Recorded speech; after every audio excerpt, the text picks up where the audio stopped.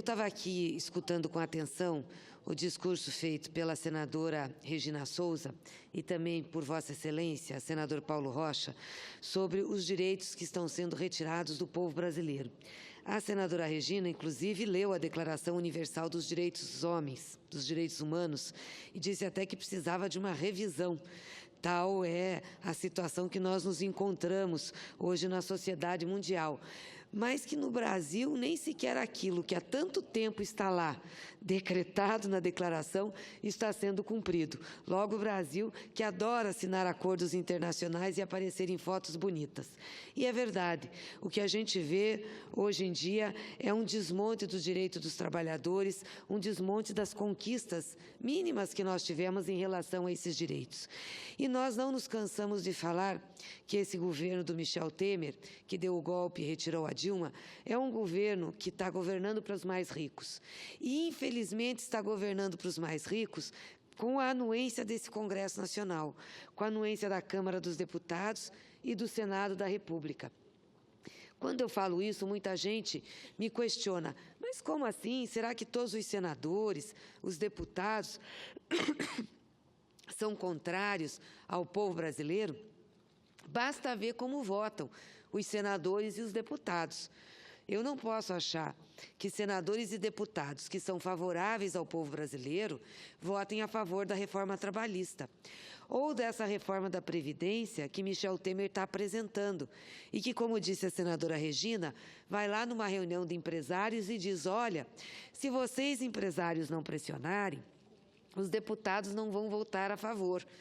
Vocês, empresários, têm poder de pressão nos deputados. Que recado ele está dando? Ele está dando o recado que aquela matéria interessa ao empresariado. Eu não sou contra os interesses empresariais. Eu acho que se nós temos empresários que têm visão de desenvolvimento nacional, que investem para gerar emprego, que investem para que o país seja grandioso e que tenhamos uma nação, está tudo certo o Estado brasileiro ajudar. Foi assim em vários lugares do mundo. As indústrias nacionais nunca se desenvolveram por conta própria. Embora seja da essência do capitalismo e do neoliberalismo, tentar negar o Estado, dizer que o Estado atrapalha.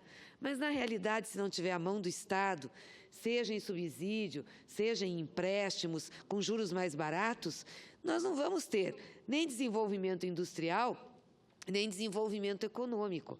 Então, é importante que os Estados nacionais ajudem suas empresas. A Alemanha ajuda suas empresas, a França ajuda suas empresas, a Grã-Bretanha ajuda suas empresas, os americanos ajudam as suas empresas, os chineses ajudam muitíssimo as suas empresas, quer dizer, Japão, todos esses países ajudam as empresas. Mentem quem vem aqui dizer que os Estados nacionais atrapalham a economia e a iniciativa privada. Não existe desenvolvimento da iniciativa privada sem ter a mão forte do Estado. O que a gente questiona não é isso. E o presidente Lula fez incentivos empresariais. O presidente Lula ajudou as empresas.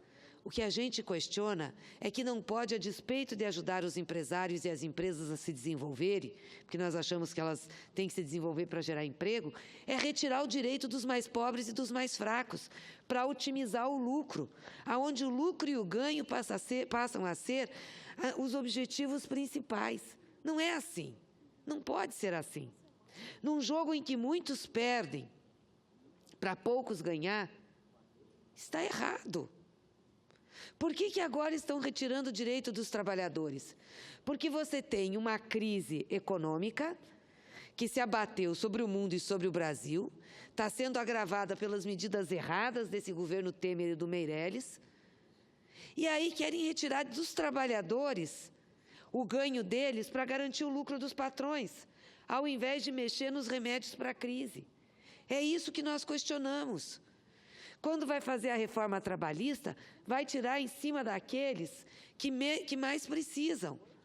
Ou seja, daqueles que precisariam ganhar pelo menos o salário mínimo e que vão passar a ganhar menos de um salário mínimo, porque essa casa aqui aprovou o trabalho intermitente.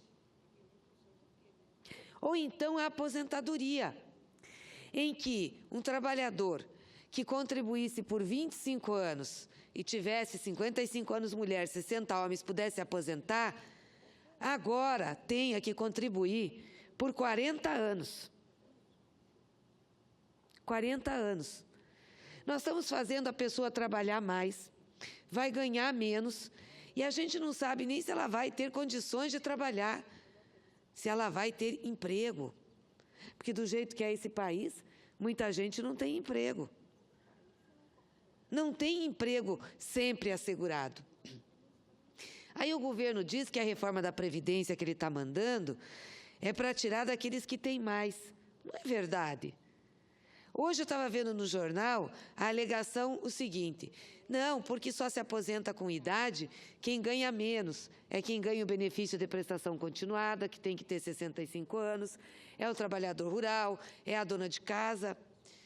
Mas vocês queriam tirar deles também? Só não tiraram o BPC, a Aposentadoria Especial do Trabalhador Rural, porque nós fizemos uma guerra aqui. E porque o povo brasileiro fez uma greve no Brasil. Fez uma greve no Brasil e paralisou. E fez protestos nas ruas. Fizemos pressão. Foi por isso. Senão vocês tinham tirado. Agora, para dizer que vão tirar de quem tem benefícios maiores, vocês vão cortar de professores. Pessoal, quanto ganha um professor do ensino fundamental, do ensino médio? Quanto ganha? Mostre o Olerite para ver se é quem ganha mais nesse país. Mesmo professor universitário do sistema federal. Vamos parar de mentir. Não é possível vocês trabalharem em cima de base mentirosa.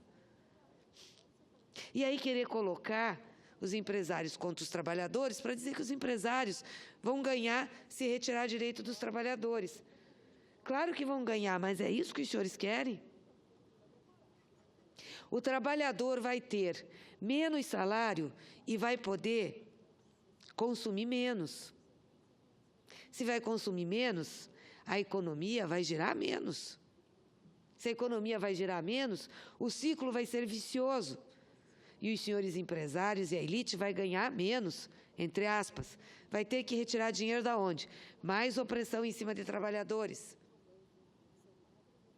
Ou mais investimento em mercado financeiro, em detrimento do capital produtivo, é isso?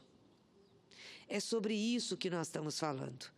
Sobre um cálculo que não fecha, sobre uma visão matemática errada, igual o que os senhores estão fazendo com a Petrobras, aproveitando a justificativa de combater a corrupção, estão desmontando e entregando a empresa, para devolver 6 bilhões, dizendo que isso é devolução em razão da corrupção que teve, estão permitindo a retirada de 140 bilhões. É isso que está errado.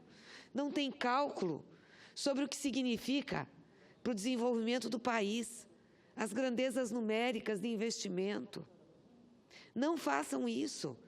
Vocês estão acabando com o país. Que projeto de nação os senhores têm? Entregar a nossa indústria nacional? Amanhã essa casa, senador Paulo Rocha, vai discutir a MP 795. Essa MP é um assinte ao Brasil, ao povo brasileiro. Sabe por quê? Porque ela abre mão de cobrar tributos das petroleiras, sob o argumento delas virem investir mais rápido no Brasil. Eles dizem que vão abrir mão de 30 bilhões. Nós já fizemos um cálculo aqui, isso está super subestimado. Nós achamos que chega a quase R$1 trilhão. Mas ainda que fosse 30 bilhões, eles estão dizendo que com a reforma da Previdência, que é preciso fazer por conta do rombo nas contas públicas, vão economizar 300 e poucos bilhões. Só para as petroleiras vão dar 30%, 10% do que querem economizar com a Previdência.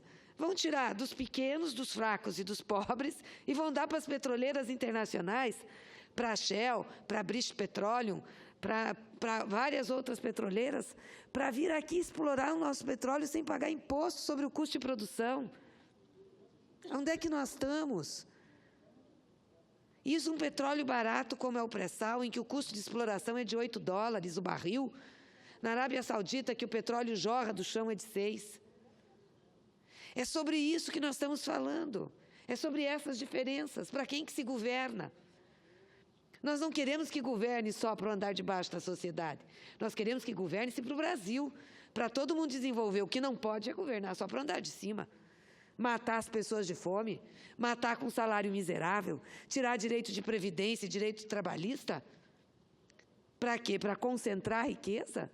Porque é isso que os senhores estão fazendo. Quando eu olho esse governo, ele é a cara do atraso, até pelo perfil das pessoas que representam.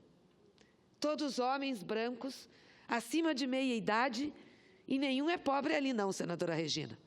Nenhum é pobre. O mais simplesinho talvez é o que faça política há mais tempo. A maioria é empresário, a maioria vem no mercado financeiro, é engenheiro, profissional liberal, todo mundo bem de vida. Aliás, eu estava vendo esse final de semana pela imprensa a convenção do PSDB, que foi quase que um telequete. Brigaram pra caramba, mas só podiam brigar. Quem semeou tanta incerteza, tanta guerra, só podia colher tempestade. Aí você olha a mesa da convenção do PSDB. Todos homens, todos brancos, todos acima de meia idade e todos ricos. Nenhum tem cara de pobre ali, nem de operário não, senador Paulo Rocha, nem de trabalhador. Eu sou contra esse setor da sociedade? Claro que eu não sou contra. Faz parte da sociedade brasileira.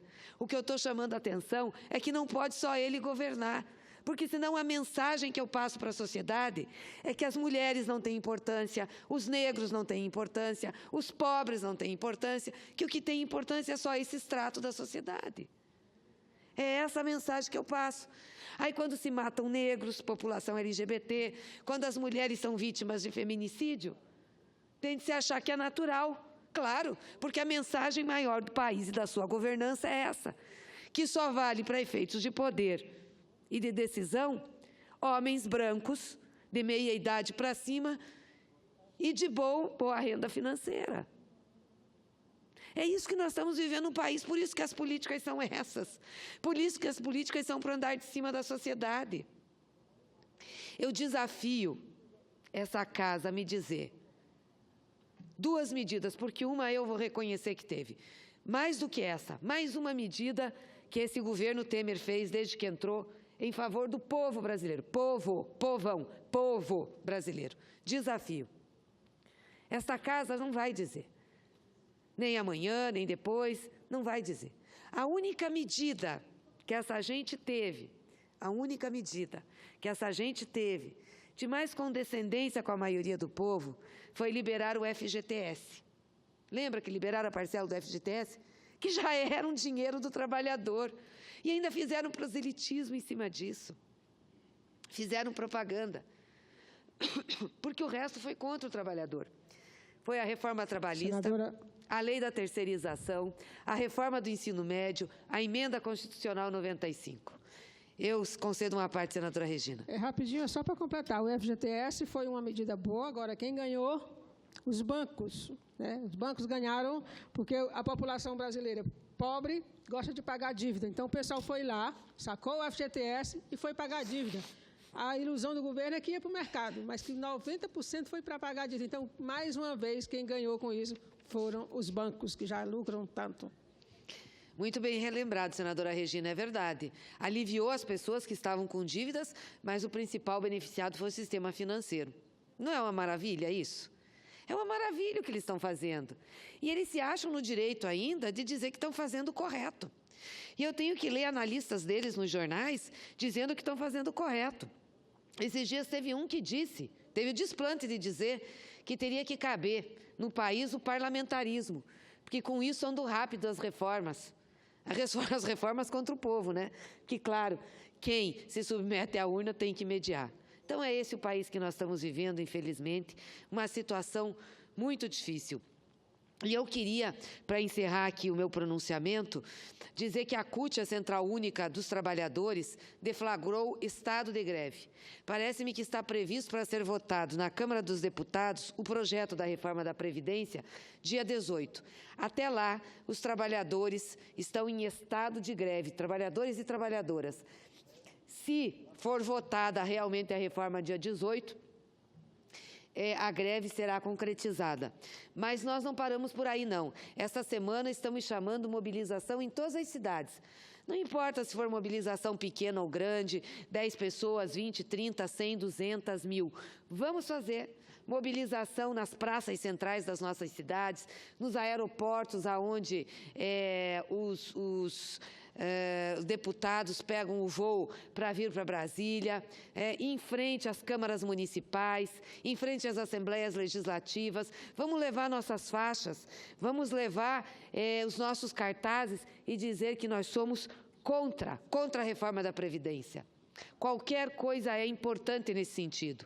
E aqui eu quero, claro, me solidarizar ao movimento dos agricultores, que estão fazendo uma mobilização e tem gente de greve de fome para mostrar a importância que tem não deixar votar a reforma da Previdência.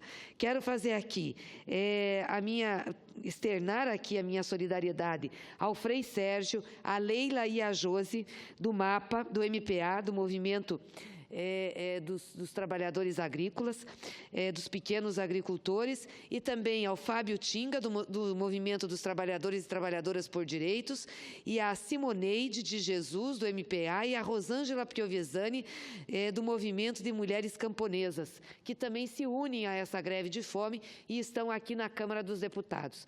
Eu já tive a oportunidade de visitar o Frei Sérgio, a Leila e a Josi, levar a solidariedade do Partido dos Trabalhadores, da nossa bancada, e dizer que nós estamos juntos nessa luta, que nós vamos estar aqui no Senado da República fazendo esforços para que essa reforma da Previdência não passe. Era isso, senhor presidente, e que a gente possa, fortalecendo a luta do povo, fortalecendo os movimentos sociais, fortalecendo o movimento sindical, fortalecendo as lutas que nós temos aqui dentro com os partidos de esquerda e os partidos progressistas e populares, barrar as atrocidades que estão sendo feitas em nosso país. O Brasil não merece isso.